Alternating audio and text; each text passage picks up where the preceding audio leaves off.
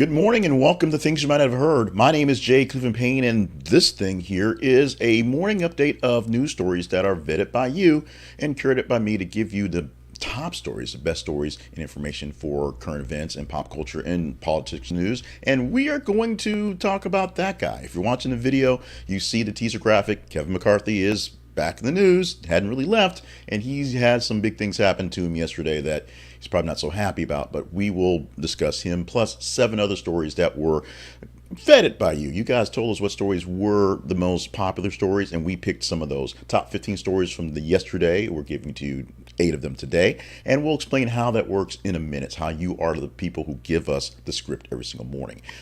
We want to make sure you know that we have a website out there called This is conversationproject.com, where you can find more details about the Conversation Project in general, all the things we do every single day, and how we do these shows all going on. Now, we have this show. The news is coming up in about 20 seconds.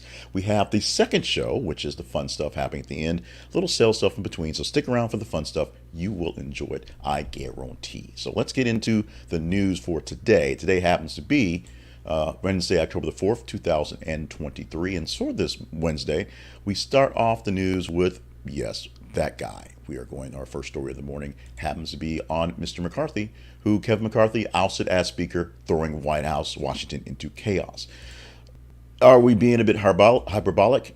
Probably, but if you talk to everybody who's in charge of the government, you will see that they are all sort of freaking out because the process is now broken. For the first time in history, there is no former Speaker of the House because the job was vacated, and it doesn't go to the next person. There is no actual route for a vote other than just start nominating people again. And since it took 15 rounds to get to this guy, it's a hard chance someone gets there. With the vote, with the House being so closely split, but the majority just by sheer numbers, less than 10 or so, makes it the majority for Republicans. The fact that everyone has to get on board to get a vote in is in there, and it took 15 votes to get Kevin McCarthy in the first place.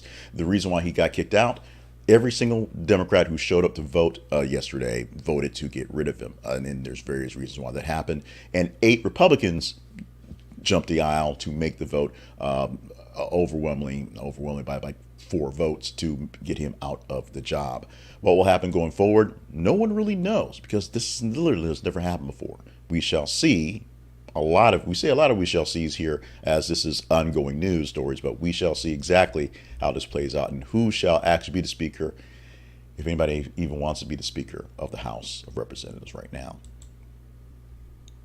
Tied for this story, at basically literally at the same point, which shocked me by the way it worked out there, it's a story that didn't get a lot of love in the domestic world here because, you know, Speaker of the House and Trump in court. We'll get to him in a moment as well.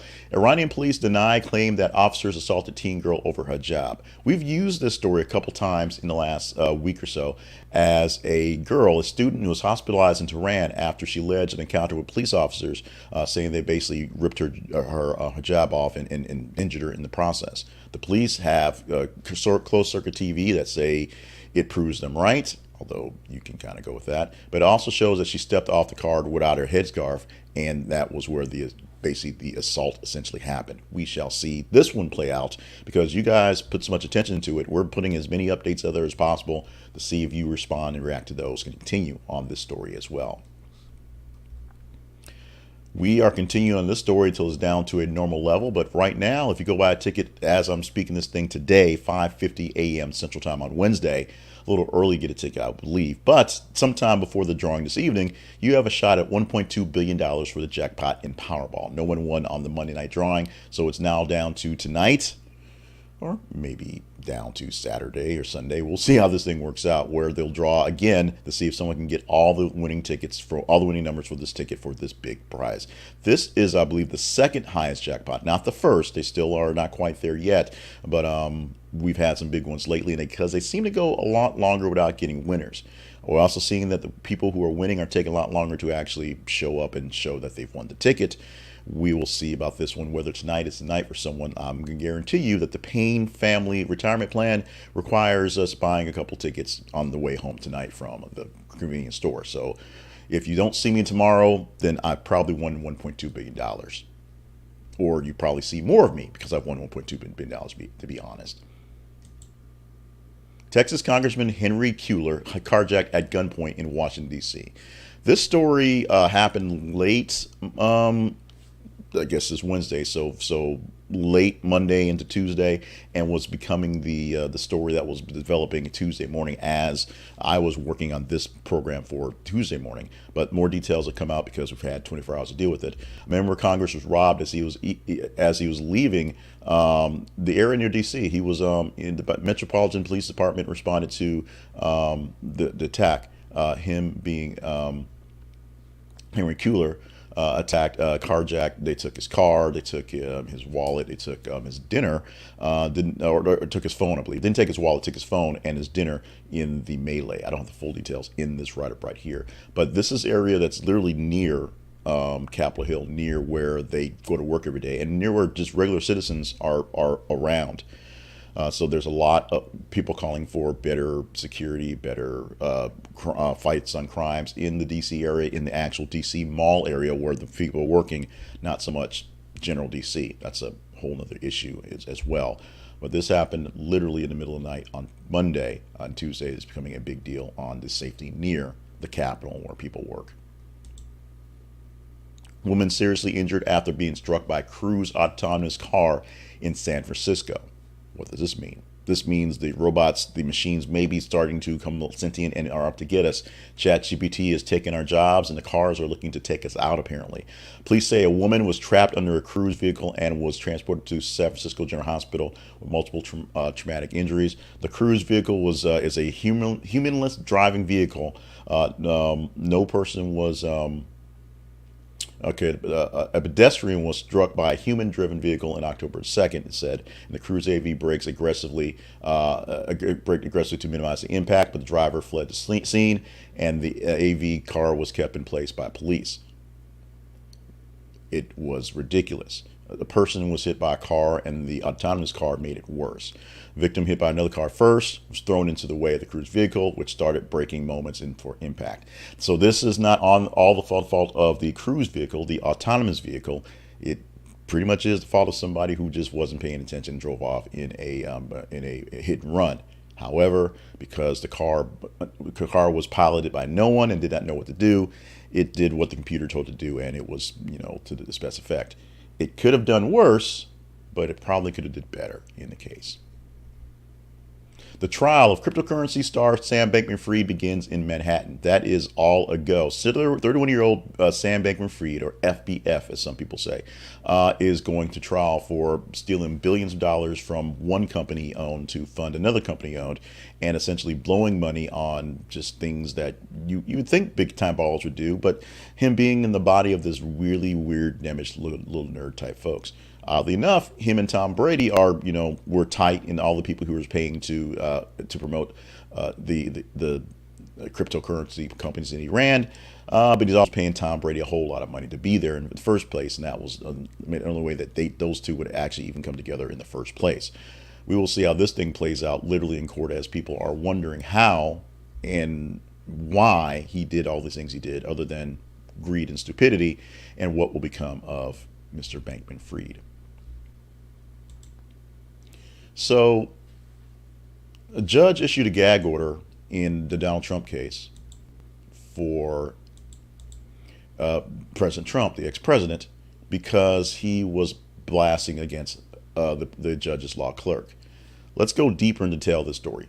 Donald Trump showed up for a second day of his trial in New York City, where they're trying to prove that he cheated people out of money. Letitia James, the attorney general there, has a bunch of cases there where, number one, the judge in question has already determined that the Trump organization should be null and void because they've been cheating. Now they're trying to figure out how much money they actually could have stole by potentially overinflating the assets that they had to get better deals on loans. Even if loans were all paid back, the banks didn't necessarily hurt for stuff, but there's taxes and things like that to deal with. Donald Trump for the second day, and he will be back in court apparently on the third day, today, to deal with this one, and has put a post out on Truth Social with a picture of the judge's clerk saying that this is, this is. Well, just go to the store and read it. It's really kind of dumb, really stupid it's going there. What the basis can come down to, the judge is like, you can say what you want about me. You cannot attack anyone on my in my job. This was basically a junior level person who had nothing to do with any of this stuff, who's now being targeted by President Trump on social media. The post was taken down, but a gag order was saying basically you cannot talk about anyone, the members of the staff, stop posting on anything. It's public speaking about anyone working this case who is not the judge or is not Letitia James. We're good for it. The other folks are not. Let's go on to the next story for the morning, and that is Hunter Biden. Because Hunter Biden, he actually went to court yesterday and he pled guilty, not guilty, I should say, to gun charges as his arraignment is beginning now. Pleading not guilty to 3 firearms charges on Tuesday. Hunter Biden charged with lying on federal firearms forms and illegally possessing a firearm while using illicit drugs. The sort of kicker about this thing is this is a charge that usually isn't prosecuted, and it was essentially not prosecuted because there were deals made to get this thing to kind of go away. But when the judge decided this was a little too sweetheartish and it really wasn't put to work, and so it will split, now they're pushing for it. We'll see how this trial goes, whether they're going to throw him in jail and throw the book at him, or just like they tried before, make it happen quickly so it can go away. In our apologies, errors, and omissions section for today, just very quickly, we talked about yesterday, October 3rd being Mean Girls Appreciation Day, because as the movie states, Katie said when asked what the day was, it was October 3rd, and it was the best day ever. The best day ever for fans of watching the movie because they can see it for free on TikTok by watching 23 clips of the movie. Paramount took to TikTok to split the movie up 23 ways. So if you didn't have a way to find Mean Girls yesterday, you can find it now for free in 23 distinct clips. Have fun with that, y'all, because that's what's driving me batty. Let's talk about our teaser story today, and oh boy, do you want to talk about this one. The teaser story, or teasing the stories that we can talk about, is where you get a chance to explain to you how the feeds work and how you can be a part of the show, literally telling us every single day what is on the docket. Go to our feeds on Facebook and Twitter, facebook.com/This Is the Conversation Project, and X, formerly known as Twitter, but still working as Twitter, /TH_conversation. We post news stories from various different sources every 50 minutes. Like them, love them, hate them, share them. The more engagement you give to a story, the better chance you have to talk about it. Today, we gave you 8 stories with details from the top 15 stories from yesterday. We'll do that for the full week up till Friday. This story, I'm almost positive, will make the cut, but you will have to make the real determination. The headline comes from Food and Wine is the McRib is back again, but only for a limited time. Now, the McRib had a farewell tour last year, and everyone said, so it's not coming back, right? And so it's not coming back? And really? You're not going to do this again? Well, it's back. And well, it will be back. We'll be back in about a month. So it's coming back. Limited time, as always, to keep that, that freshness, to get that air of scarcity going. Go forward. Will it come back after that? I guess only the future will find out. Only McDonald's and Ray Kroc actually know. But we can talk about this in further detail tomorrow, if you deem this worthy for tomorrow.